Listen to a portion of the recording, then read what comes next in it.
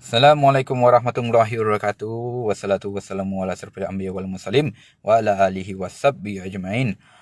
Allahumma salli ala sayyidina Muhammad wa ala alihi sayyidina Muhammad. Alhamdulillah. Alhamdulillah.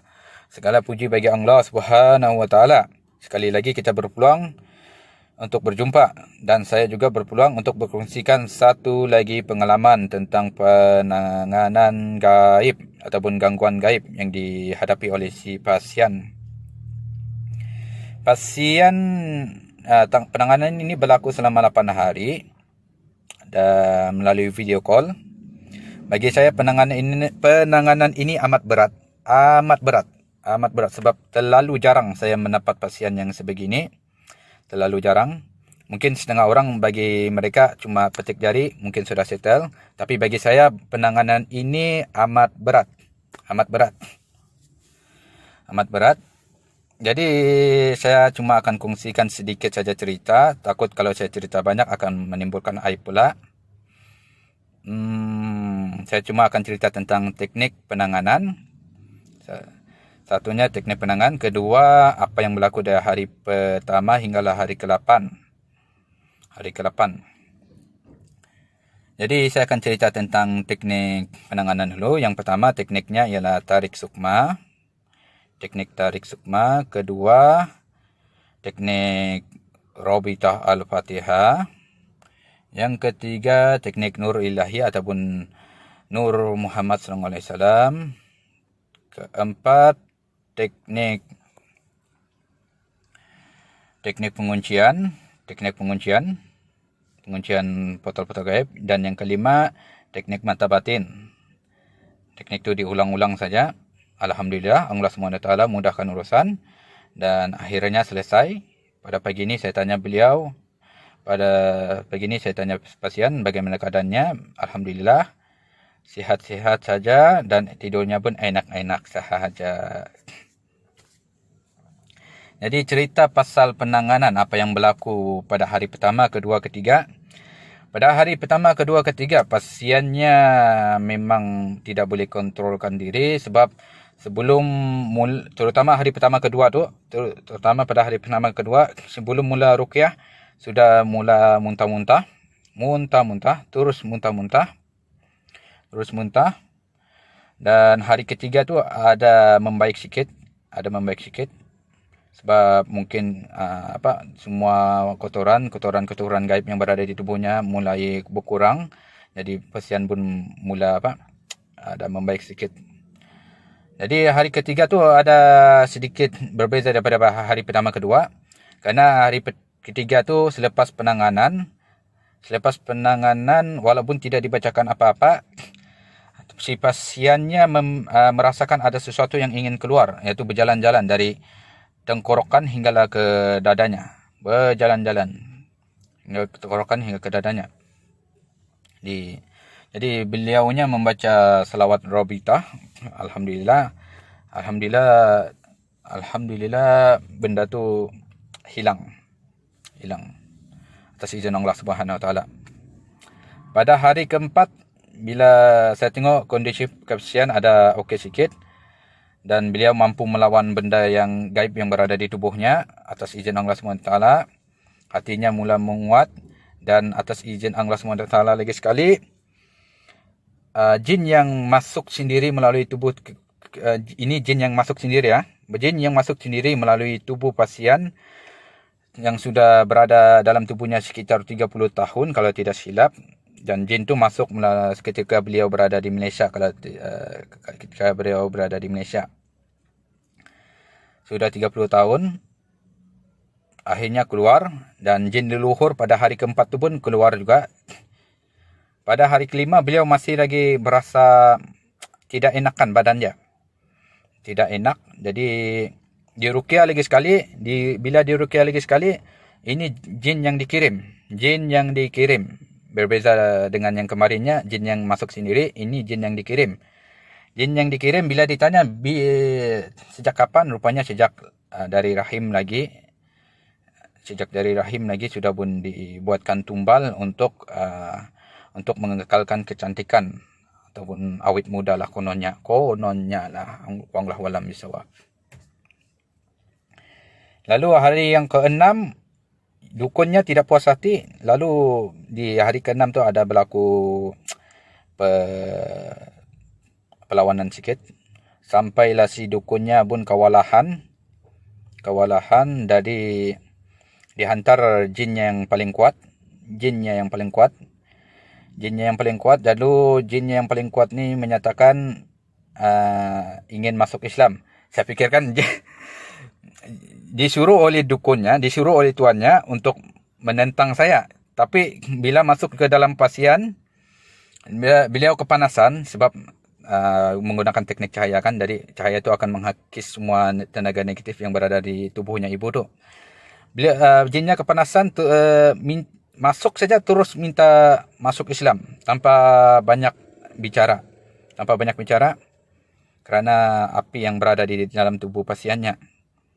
Jadi kita Islamkan jinnya yang masuk tadi itu, kononnya yang paling kuat, kononnya lah, wallahu alam lagi sekali.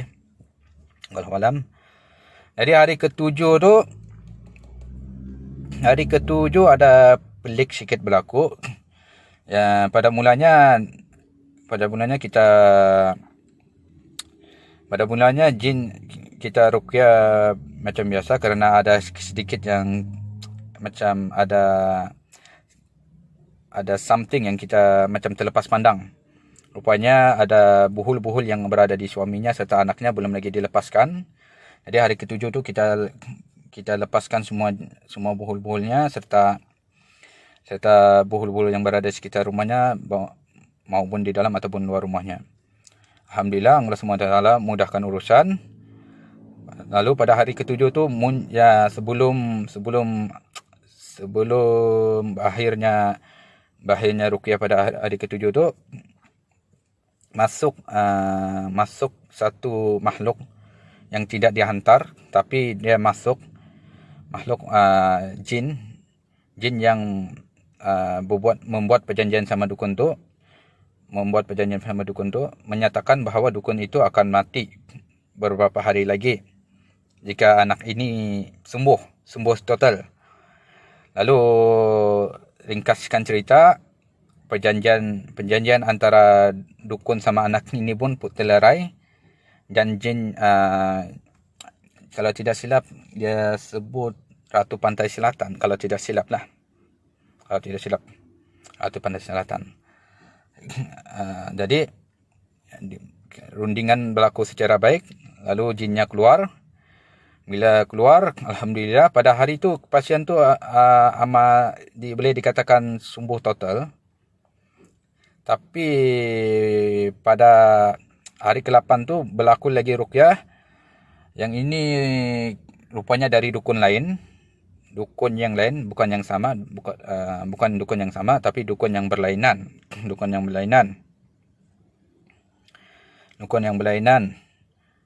Dan ada juga dari dukun yang ada dua dukun. Satu yang dukun yang pertama tadi masih juga menghantar jin ke dalam tubuhnya pasien. Dan dukun yang kedua ni tidak agak barulah. Lebih kurang 6 tahun. Rupanya ada masih bersembunyi di kepala dia. Tapi semuanya keluar dengan mudah. Alhamdulillah, Allah SWT mudahkan urusan.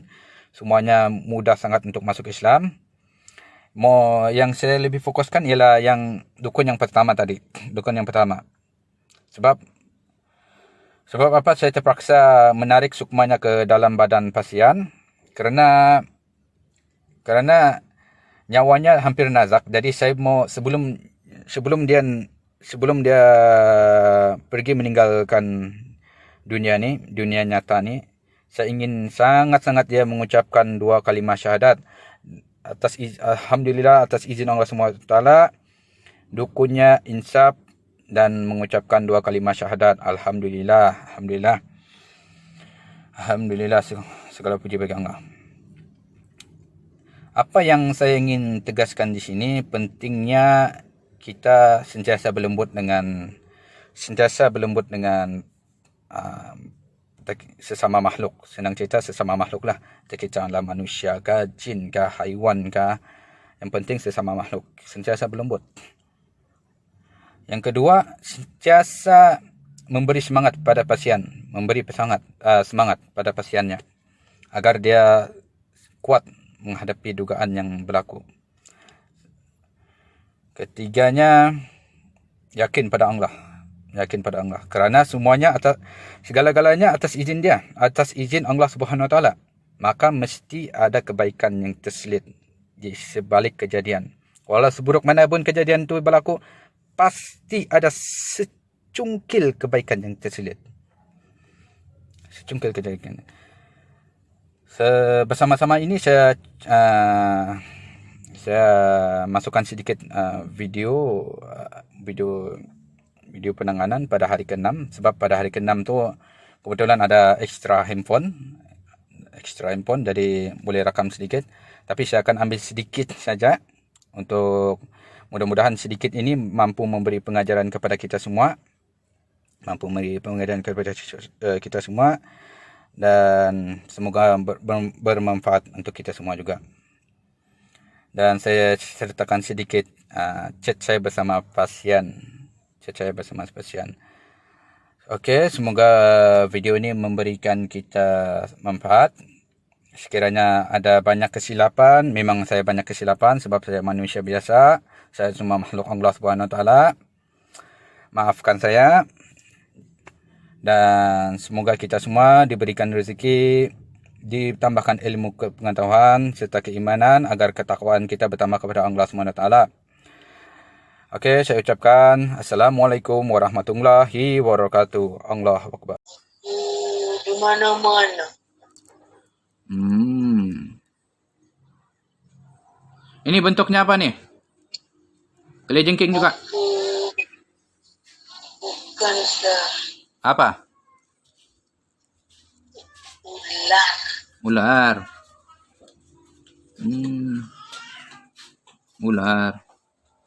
Ular bersayap ke tidak? Biasa saja. Kamu bikin apa dalam tubuhnya? Yang bersayap itu yang di laut, Ustaz. Itu yang kemarin kan sudah keluar? Kamu kenapa di dalam tubuh, bikin apa di tubuhnya? Bikin apa? Buat apa di tubuhnya? Bikin sakit, bikin malas, bikin marah-marah, bikin berantem, bikin kacau. Ya. Jadi, ini kamu ada taruh bisa di tubuhnya? Ada menaruh bisa? Ular berbisa kah kamu nih? Pasti ya, pasti. Pasti. Janji, tapi pasti. Di mana kamu taruh bisa di tubuhnya? Banyak, Ustaz. Di semuanya, Ustaz. Aku yang bikin dia gatal. Setiap hari? Setiap malam? Setiap malam? Ya. Kenapa setiap malam saja? Pagi tiada? Kenapa? Pagi aku tidur. Pemalas juga kamu nih, tidur. Patutnya kamu kerja pagi, malam tidur. Keluar semua. Yang baru keluar tadi ikut pasukan Allah. Dengan lafaz Bismillahirrahmanirrahim. Syada la ilaha illallah wa syada anna Muhammad Rasulullah. Allahu Akbar. Ya udah, sekarang kamu rasa nyaman kah di dalam tubuhnya? Enggak. Enggak nyaman. Kenapa kamu lambat muncul? Yang besar pula awal muncul. Nak tengok seberapa kuat ilmunya Ustaz. Saya tidak berilmu. Saya ini cuma manusia biasa.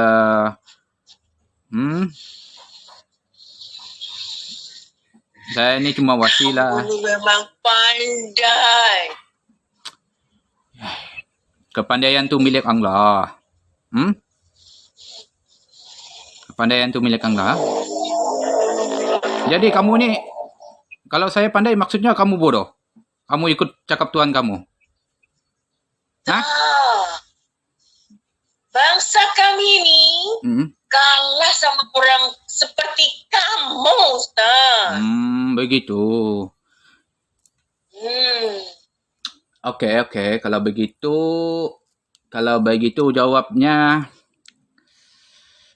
jawabnya, saya bagi 2 pilihan sajalah, senang cerita. Mau masuk Islam, ikut pasukan Allah. Ke yang pilihan kedua, terus tersiksa di dalam. Macam mana? Pilih yang mana satu? Antara satu. Pilih mana? Pilih antara satu. Nomor 1 lah. Kamu sedia sudah masuk Islam? Kamu sedia? Kamu sedia?